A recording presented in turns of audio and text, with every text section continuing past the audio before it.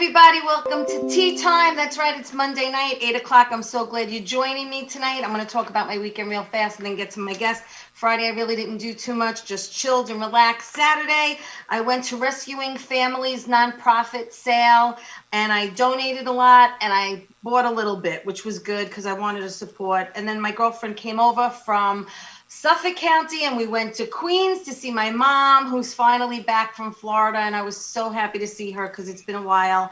And then Sunday, what did I do Sunday? Sunday, I got together with a couple of my girlfriends, and then Sunday night with Bobby Lacera, Bonnie Scalisi, we trekked to Yonkers for Dan Romano's 50th birthday party and had a great time. So now let's get to my guest. He's an actor, he's a producer, he's a writer, he's a director. He is a wonderful, wonderful actor that I know I've been watching through the years. Anthony Carone, how are you? I'm fine and dandy. Sometimes I'm just fine and sometimes I'm dandy, but today I'm both. Well, I'm happy to hear it, and I'm thrilled you're here, and I appreciate you taking the time to spend with me. I want everyone to get to know you. You're originally from Ohio, correct? Yes, Cleveland, Ohio. Ohio. And you went to Willoughby South High. Yes, I did. The home of the Rebels. Back then, we had a actual rebel as our mascot. We had a rebel flag on the side of our helmets, and nobody thought anything other than the South. It wasn't about anything. And I went back, and now there's just a big S on it, and it's weird. And then, of course, we got the Indians. You can't even have them either. Yeah, There we go. yeah, everything is all everyone's uptight these days and things are changing and I don't know if it's for the better or what, but I know I'm not used to it. So you're from Italian Irish descent? I am. Right? Your mom's Irish, your dad's Italian? Yes, they are. Yeah, first generation each. Mother's last name was Culleton, and my father's Cornacchione. Corciano. Yeah, Cornachione, that people never could pronounce. So I shortened it and made it the first three and the last three letters to Carone. And I think my ancestors kept ravens during the medieval times. Because I think, a cornacchia is a black cackling bird. There's a range of mountains called the Cornacchione Mountains, and there's a wine there, and there's a specific minor bird that's named after us. Wow. That's cool. Oh! You got me by 2 letters because my maiden name is 11. And these long Italian last names. When I make reservations, I used to say Teresa Tracy. I used to take the end of Canastracy and just say Teresa Tracy. I guess I should go with that. So listen, what did you do after high school? Wow, after high school, I got into carpentry. I was terrible at it. I was great at carrying things, and it was just me and a bunch of friends of ours in the summer with no shirts on, lifting wood and being tan. And I was just, it was a great outdoor thing. And then I got into writing, and I was a Cleveland correspondent for Billboard magazine. Eventually, but I majored in English and journalism, so I was told I had to go to college, and that I had no choice. Okay. So I figured I would pick something that I was good at, so I didn't have to put much effort into it. And while there, I bought a stereo system, and my first album cost $8. Oh my! I'll never be able to buy. Oh my gosh! So I said to the guy who ran the journalism department, there was a school newspaper. Hey, could I write music reviews? Sure, no problem. So I called a couple labels, and eventually I was given every record that I was ever made, sent to my house where I still lived with my parents at 17 years old. Almost Famous is very close to what I was. That's how the movie was. I was going to say, that sounds just like it. Yeah, I went on tour with Gino Vanelli. Oh my God! I could call anybody that I wanted to in Cleveland, Rock and Roll Hall of Fame, capital of the world, Belkin Brothers, and I'd say, hey, I need tickets, backstage passes to Frampton or Emerson, Lake and Palmer or whomever, and they would give me 2, and I would walk around, and I got to interview them, and I thought I was good at it. But then when my father died, my mom said, hey, you got all this stuff in this box of yours, the notebooks that I kept with every backstage pass on it, some signed. And I read a few of my things, and I was so embarrassed that I threw it all away. And my son, chastised me. He said, "Why would you do that? Are you stupid?" I'm like, I didn't. I just mistook style for redundancy, so I quit Oh, writing altogether. Altogether, but they got a job as a DJ in. I liked funk, so in downtown Cleveland, I was the only uh, non-brother in the Mad right, Hatter Big Giant right. Club there, and Wow, then I moved to Florida, still doing carpentry and right. Well, that's what I was working. gonna ask. I was gonna ask you when did you move to Florida? Because Florida kind of was your godsend. Because I know the story, but I want, if you can, please share with my viewers how you were a lifeguard, I think, at the time, but how you ended up in your first movie and what movie that was. Was Porky's 2, and it was all by accident. They were filming right near where I hung out on the beach. And the guy that I knew very well, who had like a little burger place, said, "Lee, you should come back later on. They have all these extras that they're housing here, and I'm feeding them." And so I came back at 2 in the morning or something, buzzed, and I went to watch what they were filming. And somebody tapped me on the shoulder and said, "You can't stand there." And I said, "Well, yeah, why? It's my beach," kind of. And he said, "Because we're filming a movie." And I said, "Yeah, like, well, what do I care?" And he said, if look, you want to watch, you can stand off to the side." And I Right. said, "Who are those guys?" "They're the stars." "Give me a break. Are you kidding me? I mean, I could do that. Can I be in this movie?" And I think to get rid of me, perhaps. He said, "Yeah, show up tomorrow."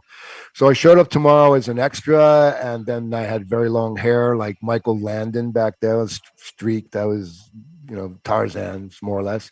Yeah. And I decided that I wasn't going to get my hair cut. And then I was told that they didn't need me anymore. And then I was upgraded to a waiter first, which went from $50 to $75. This was my very first day. And within 2 hours, to make a long story short, I was upgraded. I went into the bathroom and I slicked my hair down because my father's heart was broken that I never played high school football because you had to get a crew cut in 1973 at the height of the hippie stuff. Wow. And I was one of the three kids whose hair looks like George Washington, probably in his, my classroom yearbook. So I said, I'm not going to make that mistake again. And I wet my hair down and I went to the other side of the room. And the lady said, "Who did your hair?" And I said, "You did." "Really?" "Yeah." "Wow." And so she pinned it up and sprayed it down. And I ended up doing a non-scripted stunt. And I was qualified to be in the Screen Actors Guild in the first half of a day ever on a set in a movie at all. What I noticed is there were a lot of people who were very hung up on playing by the rules. Not to say that I wasn't, I just didn't know the rules. So they Right. would have to, for instance, come and find me. And I have my shirt on, and they'd come like, "Come on, man, you can't. You got to be in there." "All right, well, just come and get me." "No, no, it's not how it works. You got to sit Mm, here." And there were a lot of people who would tap me on the shoulder and say, "Excuse me, waiter, can you move?" And I would move. And they, "Can you move?" And I would move. And finally I said, "What, why do you want me to move?" "Well, because, you're blocking us and my grandmother or whatever can't see me." And I said, "What?" I said, "Let me look. If you want to see what's going on, see what's going on. I've never been an actor. I'm not an actor, but I've been in restaurants. Something's happening that you want to see. You stand up and look. Oh, could I do that? Yeah, I don't care what you do. It's not up to me." And they were just so non-creative and so afraid to be. And I yeah. thought, man, this is free money. And it ended up being for me. So I was kind of a jerk. I am still accused of being kind of a jerk. And the general consensus was, "Oh, you need somebody that's a jerk? Oh, we got just the guy." And so I was only 185 pounds, 5'10", Five ten. and I was considered too muscular to be a serious actor. I was relegated to cops and bouncers, and we could never see you as a serious. Now these guys are, Dwayne and all the Rock, or they're like huge. Yeah. So back when I was doing it, it was more about you were a person who learned to do what you were portraying to be. So I've gone through so many police department protocols, and because I've played a lot of law enforcement, and now they Yes. just hire real deal cops, and Yes. they put them in a line and they say, "Okay, you can you say that?" yeah, good, you're the guy, and they bring them on. So Yeah. similarly, I started out in the stunt world because I was told I had to collide with another waiter with a full tray of dishes on a marble floor, and I was young, and I said, yeah, I could do that all day long. So I did it all day long, and pretty soon my elbow was pretty ballooned up, and I said, I don't know if I could do another one. The production had the stunt guys who were supposed to have done it called the union, and the union and the production was fined, but they were too far into it already. So Mm. then when I landed, they said, look, if you're okay, let us know, we'll immediately attend to you, and if not, we'll attend to you that way too. Are you okay? Sure, I'm fine. No, if you're so fine, what was that dazed look you had on your face when your head hit the cement? And I went, acting. And they said, okay, hot shot, you got your card. No idea what he was talking about. So I paid the $600. I think that's what the initiation was. And That's what it was back then. Yeah. yeah, and I don't think I've stopped working. Amazing. It's such Yeah, an it's such an amazing, it l- l- really is an amazing story how total it luck, all, total luck. I mean, it's just being at the right place at the right time. Yeah. I always say it's luck, it's timing, it's talent. It's like a little, it's got to be a little of everything, right? Yeah, it is. Like we were talking before we went on.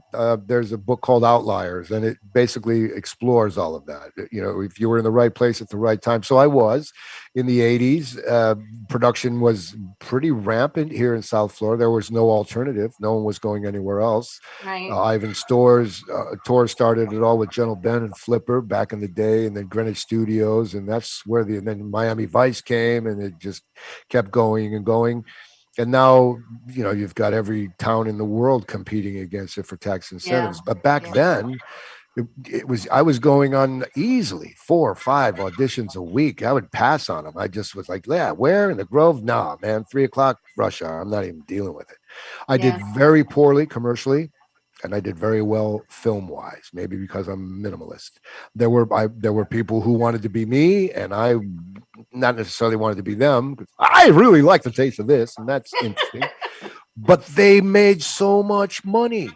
So I Oh, think in my career, I may have done 4 commercials. Most of them were beer commercials, and I think one was for Skippy peanut butter. And every time I went to my mailbox, there's 3 or 4 checks for $2,000. That went on for 4 or 5 months. wow. Some people, I mean, like if you think about it, the person who's the Geico guy or what or whomever she Yeah. is, Yeah. Yeah. Flow. wow, Yeah. yeah, They're laughing all Flo, the way to the bank. millions and millions. The AT&T chick, I think she's worth 30 million bucks. The Maytag guy was one of those. You know, I don't know if I'd be satisfied being that person. I know I wouldn't be. It would be a nice start. I wouldn't say no, but Yeah, I would definitely want to, you know, follow something like your career where you're not pigeonholed and you're able to really be diverse. I want to say hello to Bruno, Nancy, and Gerard. Thank you for watching. We're going to take a quick commercial break, but more when we come back with Anthony Carone, actor, producer, writer, director. Don't go away. Stay right where you are. We'll be back after these messages.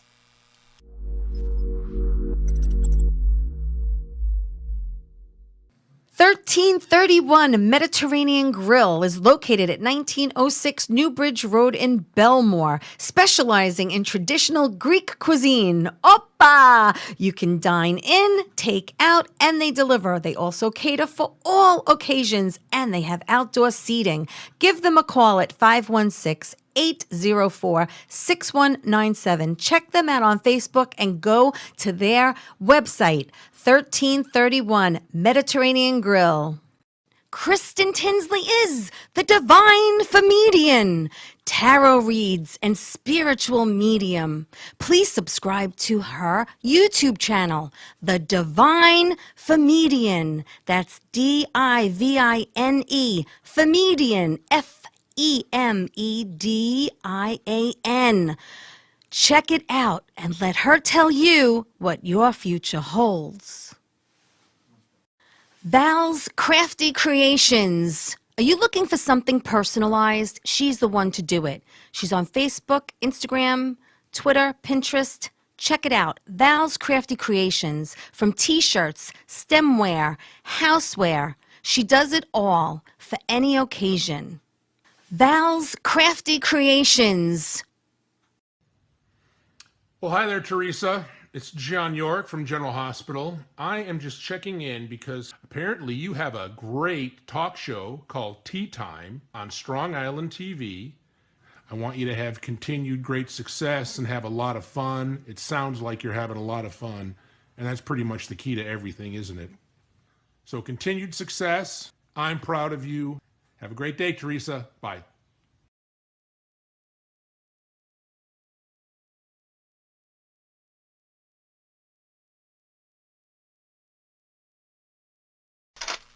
Hey everybody, welcome back to Tea Time. I'm so glad you're joining me tonight because I have Anthony Carone with me. He is an actor, producer, writer, and director. You've seen him in something, I know you have. And I want to thank John York from General Hospital for your kind words about my show. I also want to thank 1331 Mediterranean Grill. Go check that place out. Kristen Tinsley, get a reading from her, and Val's Crafty Creations, check her out on Etsy. But I'm back with Anthony, and I'm going to throw out some names and toot your horn because you've since you started in movies. You have done many, many, many movies, including The Truman Show, I Love You, Philip Morris, and the Ace Ventura, which also starred Jim Carrey. And then you were also in Out of Time with Denzel Washington, Bad Boys 2, Green Zone with Matt Damon. The list goes on and on and on. We Own the Night, which is one of my favorite movies with Joaquin Phoenix and Robert Duvall. I loved you in that. You're just so relatable. I think every character you play, you find a twist on it just to make them so relatable. And I think that's what sets you apart from other actors. That's my opinion. And then you went to TV. You did Miami Vice. You did Superboy, For Life, Daredevil, All My Children. You were Evan Flanders on All My Children for you All My Children fans out there. And then, of course, my favorite series that I watched on HBO was Oz, and you were Frank Urbano, and you were very scary to watch, and really, it's like I didn't want to ever bump into you in a dark alley. Let me tell you, you were great. Well, thank you. That's a compliment. That was one of the biggest breaks I think I have. I've had several big breaks. The first one was the Porky's 2 thing that I spoke of. And, a lot of people may have had an opportunity like that, but they really, what it boiled down for me is I had the wherewithal to be able to pursue it. Not that I was flush and I had money, but because I was booking enough things that gave me enough money and it gave me enough energy to be seen by pretty much everyone in town. And so I was a go-to sort of person. The next big break was with Robert Conrad from Black Sheep Squadron and Wild Wild West, who just recently passed. But talk about a stud. But this guy was a badass. Wow. And he came down to Florida because his mom was ill and she lived in Gulf Ocean Mile or someplace. And he went to, I was called to go on a casting for this thing. And I think I had a simple, hey, Bob, here's your car or whatever. And he saw me and he said, hey, would you like to read for something bigger? And I was sarcastic and I went, no. And he said, well, go out here and don't come back until you're prepared. And, he had that reputation of being a cocky guy. And he was, like I said, he was a stud. He sat down and he had his little director chair and a light on him and a glass of wine. And the scene was me getting rousted by him. I'm a cocaine dealer. And so the beginning of the scene, he grabs me and throws me up against the wall. And then I have to say, hey, what are you doing? You have nothing on me. I haven't been speeding, blah, blah, blah. And he opens my trunk and we find this kilo of cocaine. Okay. So in real time, he turned, you ready? I said, yeah.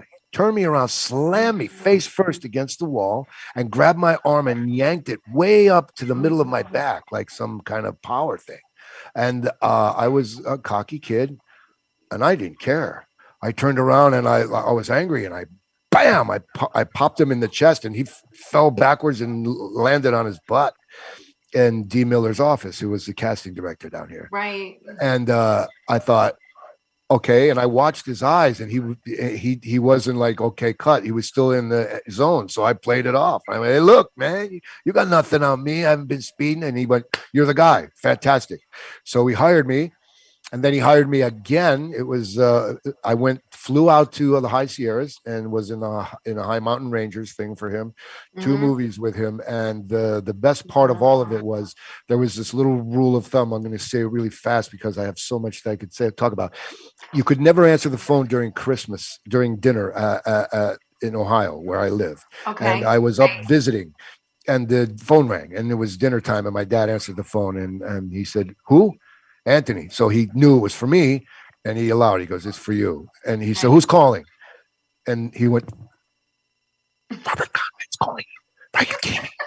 So I had to play it off. "Hey, yeah, Bob, what's going on?" And he was really, really, really incidental in my big break. Dee Miller Wow. was the casting director. She was very incidental. And then my next big break was here, and it was a,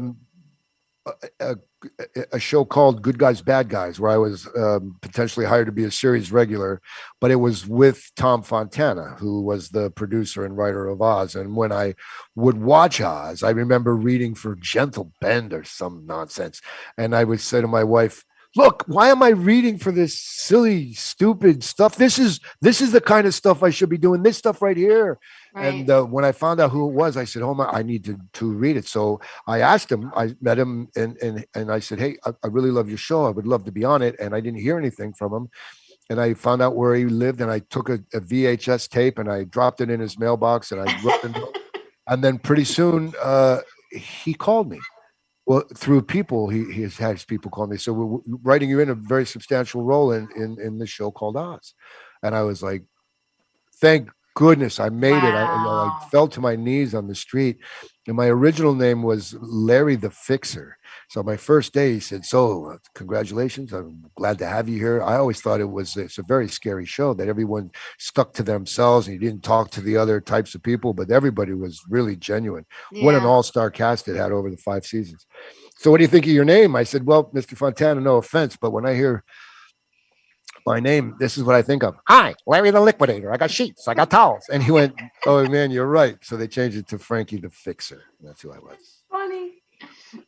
That's And great. from But there, I really, went to Los. but sometimes you have to have, look, you have to have balls in this industry to really do things that you normally wouldn't do. Like you made that VHS tape, you dropped it in his mailbox. You figure you have, look, my father always taught me, and I sent it to the email. It never hurts to ask. All a person can say is no, I've you gotten spanked for both know? things. I've asked people like, "Hey, man," but somebody turned to me and go, "Wow, why would you ask that?" Like, why wouldn't I? And then I've gotten Right. rewarded for asking it. There's a thin line between confidence and arrogance and industriousness and Mhm. pushiness. And it all depends on who Yes. you're dancing with. Yes. So there's a Yes. way It's to true. do stuff without being obnoxious. I always felt that my work would stand for itself and people would find me and use me again. And to some degree, that's been the case. Bob used me twice. Other directors have used me several times. James Gray, who I admire so much, used me in We Own the Night, The Immigrant, and a Yes. Sundance series called The Red Road. Um, I did 3 movies with JP. He rarely even associates with people. I'm not sure if they were his choice, JP Joaquin, and 3 with Jim Yeah. Carrey. Yeah. And somebody pointed out to me at my father's funeral. I went back and they said, all my cousins, I kind of felt odd because I stole the focus some degree, like, "Oh my God, it's you. Yeah, I knew you would be. You're so famous." And then in a 25th reunion in high school, "You're so great. Well, what do you do?"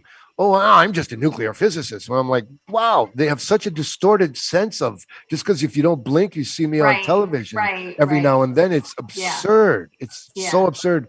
Yeah. So, I said, "You know what? I don't consider myself as having made it because some years I struggled so hard to be even able to pay my mortgage. I had to show you where I was and how unsuccessful I was.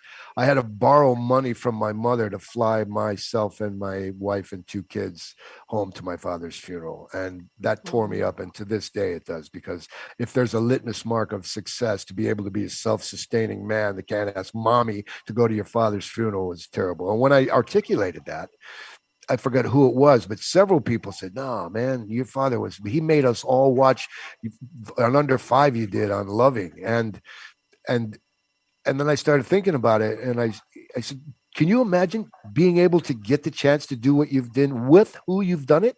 And I said, yeah, well, I take it for granted. I mean, I think everybody else could do the same thing. No, you've worked with, and I counted them, no less than 35 to maybe 40 Golden Globe winners, nominees, SAG or Academy Award winners in Right. substantial scenes, and held Yes. my own with them. Yes, And so absolutely. the weird Absolutely. part of all that is, that my dad would say, I can't even watch television anymore, for Christ's sake. I turn on the television and I go, why wasn't he in that? And how come he's not in that?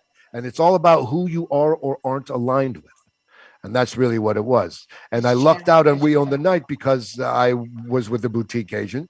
No idea how big the movie was. I thought it was some indie movie. I went in there. I didn't care. I was carefree, blah, blah, blah, blah, blah, blah, blah, blah, blah, blah. Did the lines and they went, so you got the part. They love you. And I'm like, yeah, whatever. And they said, do you know anything about it? And I said, no. And when they told me who was in it, my mind blew. I said, are you kidding me? That's all this was all this time. And that's what they said, James Gray and two other producers. I go, who are you, man?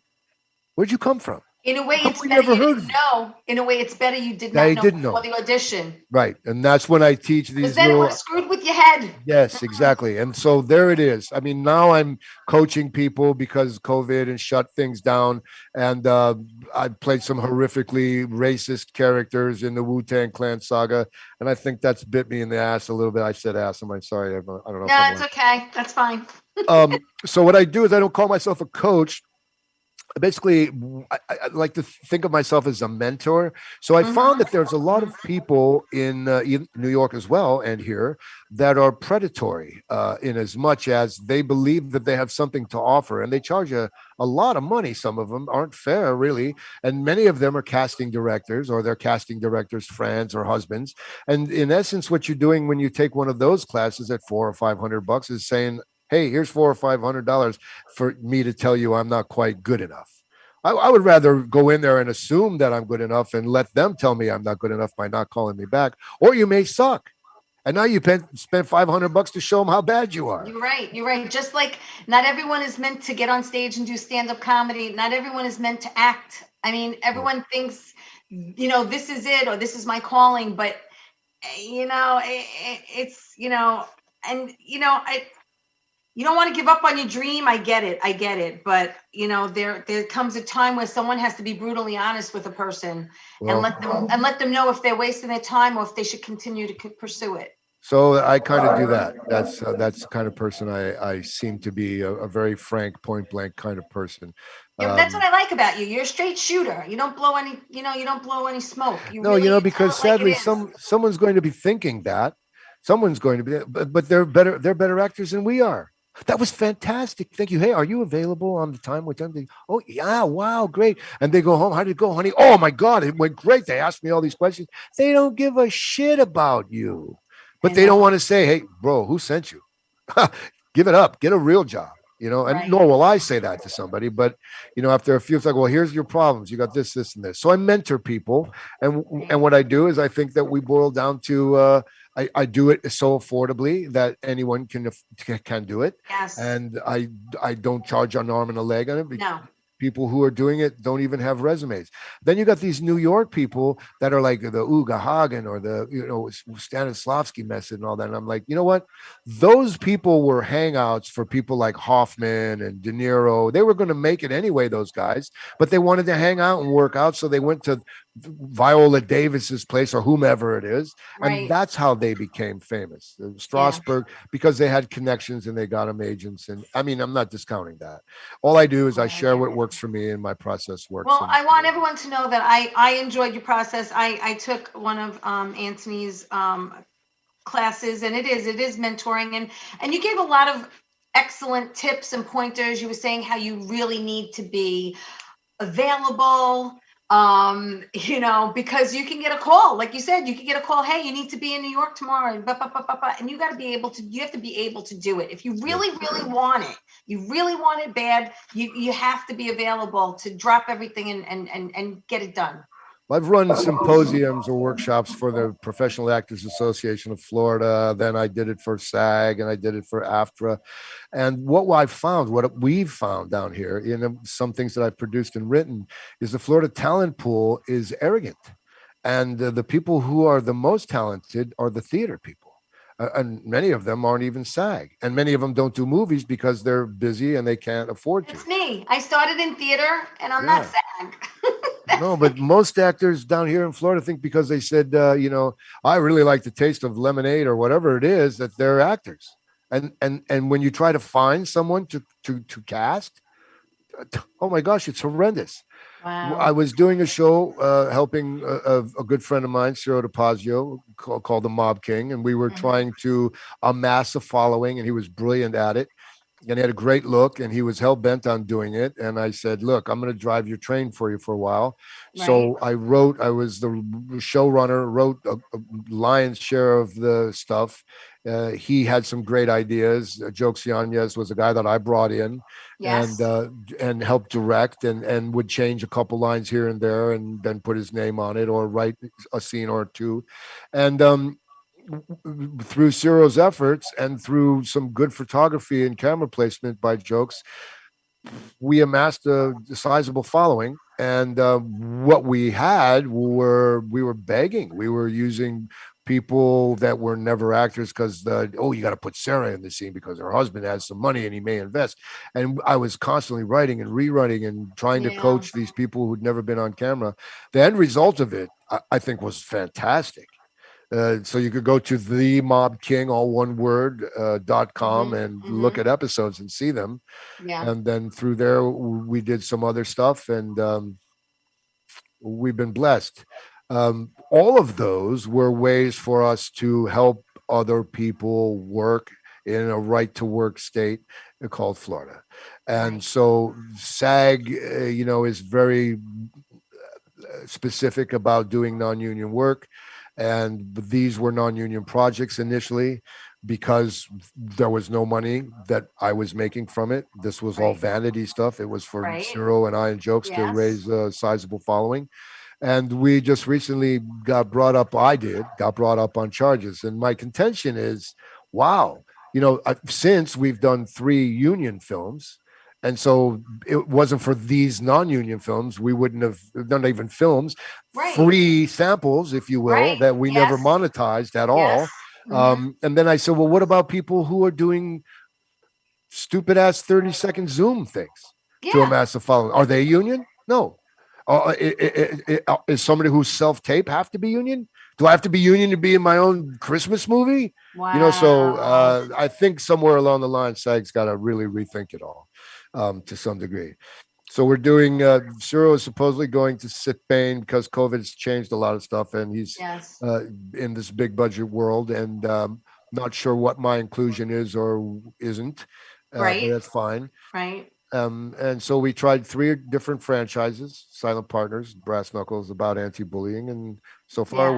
we're there's where we are until COVID opens things back up. Yeah. Well, Brass Knuckles, and I've watched all of them or whatever's out there to watch. Mm-hmm. And I have to say, I loved when I saw the trailer or the clip from Brass Knuckles.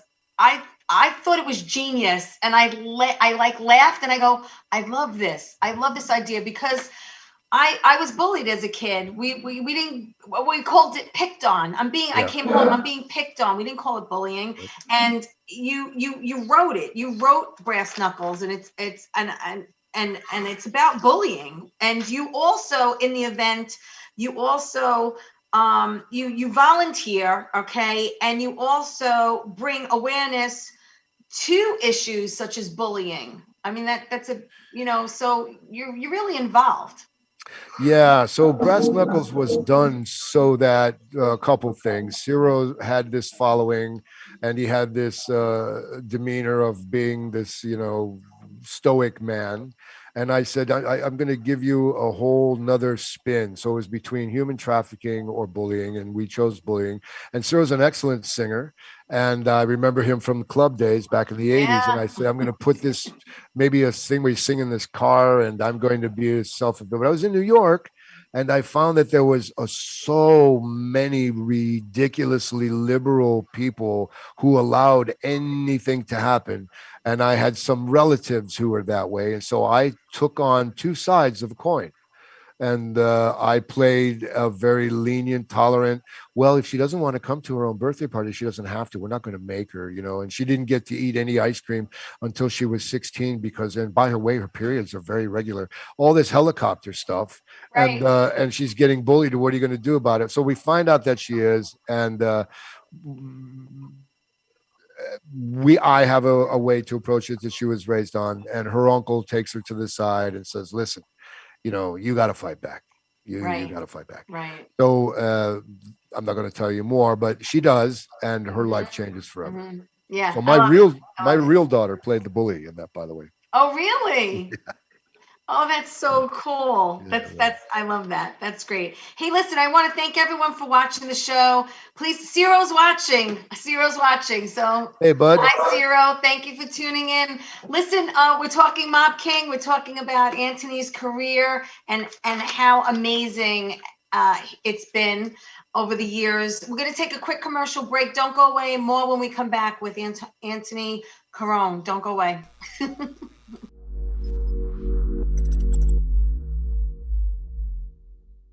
1331 Mediterranean Grill is located at 1906 Newbridge Road in Belmore, specializing in traditional Greek cuisine. Oppa! You can dine in, take out, and they deliver. They also cater for all occasions, and they have outdoor seating. Give them a call at 516-804-6197. Check them out on Facebook and go to their website, 1331 Mediterranean Grill. Kristen Tinsley is the Divine Comedian, tarot reads, and spiritual medium. Please subscribe to her YouTube channel, The Divine Comedian. That's Divine, Comedian, Femedian. Check it out and let her tell you what your future holds. Val's Crafty Creations. Are you looking for something personalized? She's the one to do it. She's on Facebook, Instagram, Twitter, Pinterest. Check it out. Val's Crafty Creations. From t-shirts, stemware, houseware. She does it all for any occasion. Val's Crafty Creations. How you doing? It's Sal the Voice Valentinetti. Why are you watching me? You should be watching Teresa Canastraci Tea Time with Teresa Canastraci Farrell. And make sure you follow Teresa on Facebook, Tea Time with Teresa Canastraci Farrell. We'll see you there. I love the way you say my name. I love it.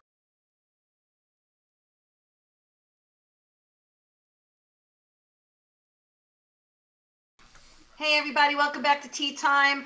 I am so excited because I'm with Anthony Carone. He's an actor, writer, producer, director. He's done it all. He's had a beautiful, beautiful career that's spanned over, I think, 25 years, if I'm correct. And we were talking about brass knuckles. When we were kids, we were being picked on. Today it's bullying.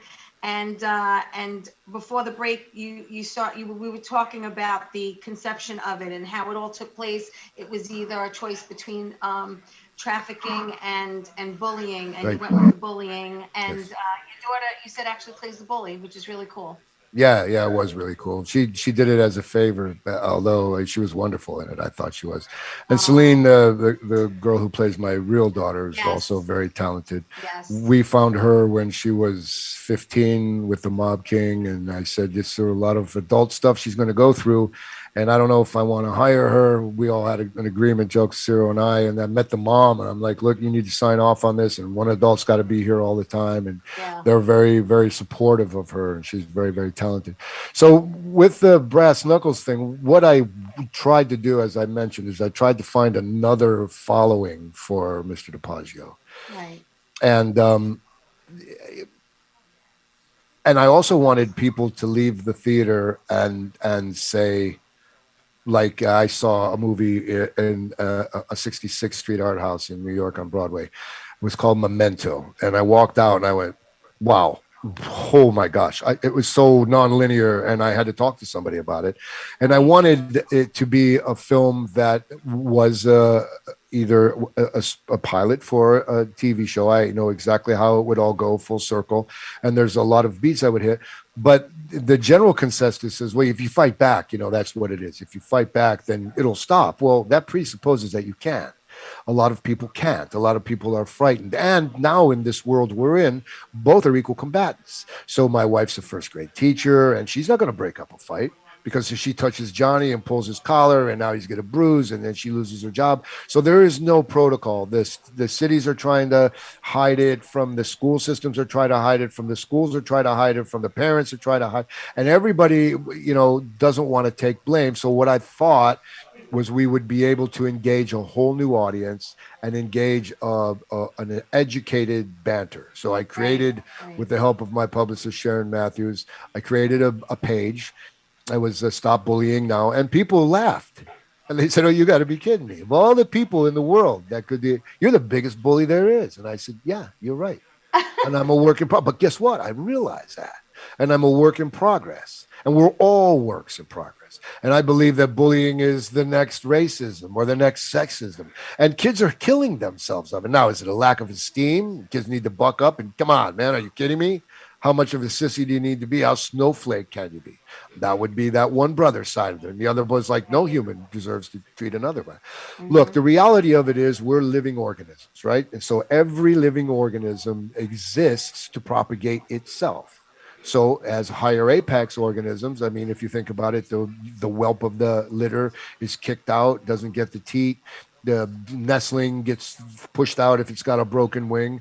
And every single animal or living thing does that. Yeah. We maybe have a responsibility to some degree to help everybody else. But I think there's got to be a line to it. So what I wanted to do is engage people. So through this bully page, we would post these things, and people would give us three reactions. One was, "Oh my God, thoughts and prayers," which is great. If you're spiritual, that's fantastic. Thoughts and prayers do it. It's all energy. It all goes into ether. It all vibrates. I get all that. But if my son has got his eye falling out of his head, and it happens every single day, thoughts and prayers are going to piss me off. I want somebody to take some kind of action. Absolutely. Right? And so then the other thing was, well, you just got to kick their ass. And again, you can't do that either. Oh, so boy. Nobody wanted to engage. Right. So I said, what have you done? Have you written a letter? Have you gone to a school board meeting? Have you volunteered to be on a school bus as a monitor or whatever? And well, don't tell me I'm doing whatever I can in my comfort zone. Well, unless you take some kind of action outside of your comfort zone, this will continue. So we couldn't find an answer. And then I got bullied. Oh, yeah, well, you know what? He wants to be a not-for-profit, 501(c)(3). He's going to make all kinds of money. That's why he's doing it. I don't give a shit about that. That's not what it's about for me. Yeah. It's about trying to not necessarily stop it, to mitigate it, but to try to find a potential solution. And I had several ideas, but they would boil back to old school thinking to some degree, and that could be considered bullying. Yep. One of them is, if somehow Johnny screws up, and breaks my window, he's a vandal, a vagrant, right? His mom and dad got to pay for it. Yep. If Johnny does something to somebody else, was horrified, won't even go to school anymore, straight A student, and is scared to death because somebody threatened their mom or him or whatever, that whole kid's energy has changed, sadly, right? So why wouldn't the parent be responsible for that too? Right. Now, if I said, hey, you got a choice. You can spank your kid twice by the paddle, have the principal do it like they used to, or you come in, take off work, and sit here from 3 o'clock to 5 o'clock for 2 days. I guarantee you 95% will be like, spank him. I ain't going to sit there. Yeah. So maybe it's that kind of extreme thing that has to happen. Better guidance counselors. I'm not sure what the answer is. Look, so I know I got picked on, and I'm a lover. I'm not really a fighter. But my sister, who was, I'm only 5'2". I'm vertically challenged. My sister was a little bit bigger than me, and she would kind of like fight my battles for me. And I didn't want to fight back. And at one point, my mother's like, you know what? You need to fight back now, because you can't keep taking it, because the more you take it, that's the more they're going to do it. So you're going to have to open your mouth or raise a fist or something. Because I was like, I didn't want to get in trouble. I didn't want to get suspended. But yet I had to eventually say something. This girl's like, I'm going to kick your ass. I said, oh, yeah, where do you want to meet me? And I remember my cousin was a black belt. And I said to her, I just want to know how to defend myself. Just show me the blocks, what to do, not to get my ass kicked. And she did. And I remember showing up and I was like, okay, I'm ready to defend myself. And she never showed up. Oh man. Well, there was the whole 3:00, meet me at 3:00 mindset too. Yeah. Both of the combatants didn't want to meet at 3:00, but because it was out there, they had to. Much like kids with cell phones and stuff. Anyone who films that and posts it on social media, unless it's used to figure out who the person who initiated was, and that'll never happen. They're just as guilty. They're just as guilty, and they're accessories. And in my opinion, they should lose their whole ability to have what's so precious to them is their phone. So I firmly believe, and I think Mr. DiPaggio does, and jokes may, that there's a limited series in Brass Knuckles. And in the course of That's great. That's great. I'm excited about that. I really am. Well, it's not in the works. I love the principle behind it. I see it as a Netflix or a Hulu thing. Yeah, where it actually follows through and explores all the dead ends and stuff of where things go. Absolutely. Yeah, go ahead. I'm sorry, I was just going to say, go Panthers. Florida Panthers are in the playoffs.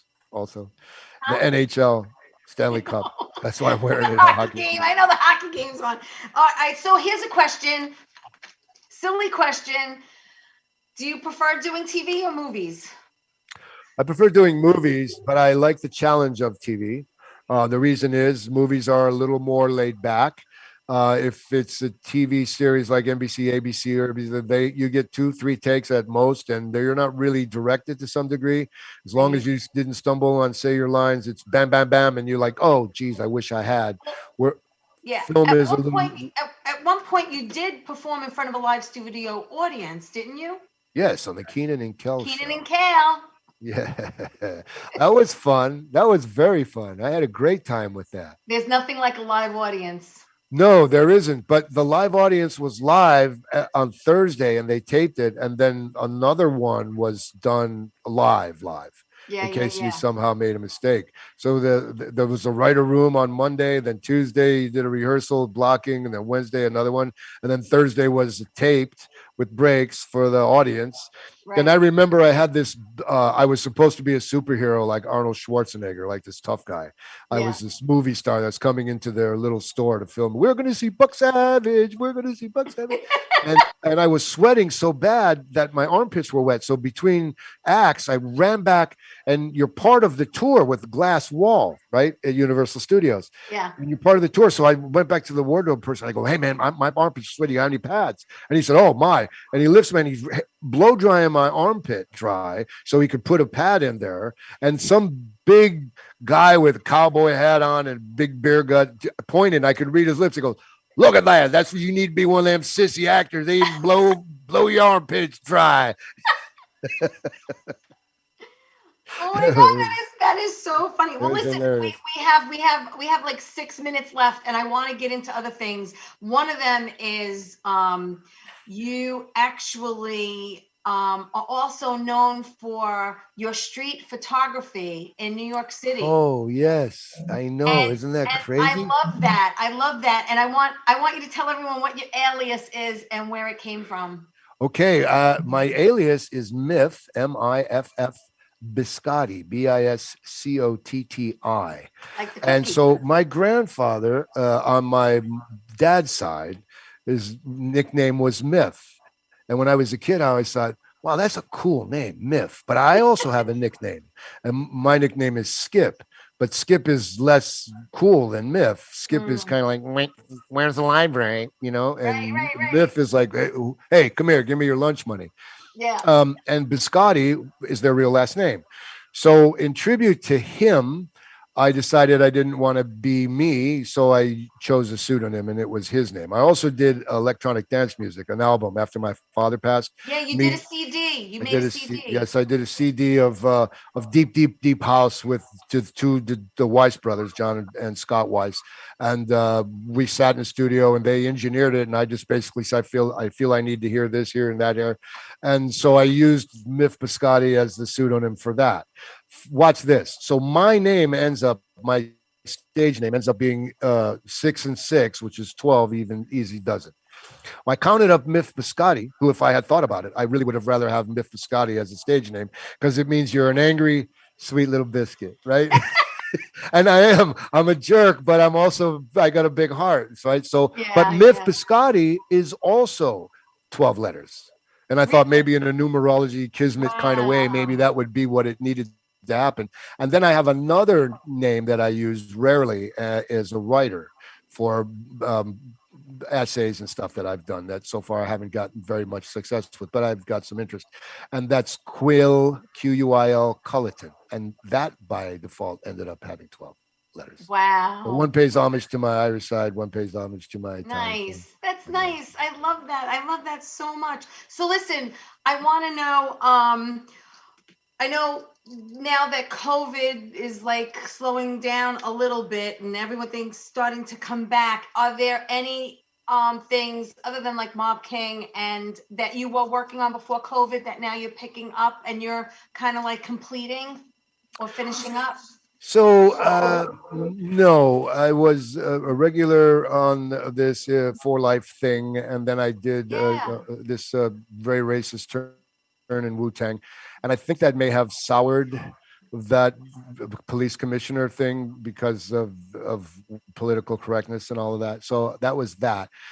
Just recently, I had an invitation to sign with an agent that's on another tier than mine, but I don't know if I want to open that window and go back to New York and sit in a bedroom and wait for an audition and go through all that nonsense anymore. Luckily for me, I'm at an age where I could retire from SAG. SAG chose not to pay anybody any residuals for their pension anymore, so you can't qualify. They've done a bunch of stuff that, left a sour taste. So I might just pull the plug on it altogether. And if I feel like working, I'll work in a right to state. I don't have to be union. And I don't see myself getting the big break. But, you know, I, I never saw myself working again every time I've ever done a movie. And in the beginning, every time I ever did a movie, I say to my wife, holy shit, man, I don't know if I can do this. I don't know if I'm good enough for this. Right, And then right, by the right. time the movie was over, I was like, yeah, whoa, boom. Well, I Just think and I think being insecure keeps you on your toes, man. yes, it does. It does, to still get butterflies or still get, that feeling. If you're too cocky and you're too at ease, something's off. You have to still have that hunger and drive in you Yeah. to keep you like on the edge. And some of the best do that. And two for sure that I know that I've worked several times with, they're like, I won't take a part unless it scares the shit out of me. And they're scared that you have to learn guitar, have to do whatever, and Right, I've right. been with one who was like, you know what? I just did a movie about having a gun and I don't feel like I want to be underwater and be a this and that. And I'm pulling the plug. I don't want to be in it. Mm, So to some, what you should do, and what I found very entertaining, was to listen to Matt McConaughey read his own book, Greenlight. okay. Wow. That's such a sobering synopsis of everything that it is. He's brilliant. He's a brilliant man, and he's got a very Zen way of looking at Yes, stuff. And he yes. lucked out too, but he was also great. I did I Love You, Philip Morris, and I used his accent. I sounded a little familiar. Yeah. Listen, Anthony, we're out of time. I know we have to Thank go. you so much. Listen, I want to, you are invited back anytime you want. You're a Thank you. pleasure. And I want everyone to follow Anthony Carone. He's on Instagram. Check it out. And he's on Facebook. You stay where you are. Everyone else, have a great week. And I'll see you next Monday. Stay safe.